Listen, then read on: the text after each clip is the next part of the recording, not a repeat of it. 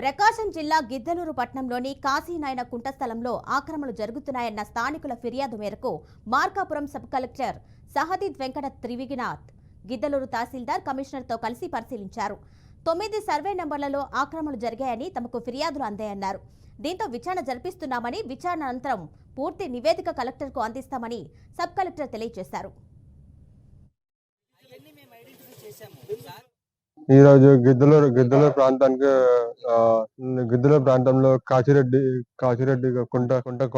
కొంట దగ్గర సర్వే చేయడం జరిగింది. అది ఒకప్పట్లో కొంట అని అన్నారు. సో దానికి ఆ కుంటలో ఉన్న ఆక్రమించి ఇల్లు కట్టుకోవడానికి కానీ, ఇల్లీగల్ గా కట్టుకోవడం కానీ కంప్లైంట్ వచ్చాయి. అది కూడా అందుకే కమిటీ ఫామ్ చేయడం కూడా జరిగింది.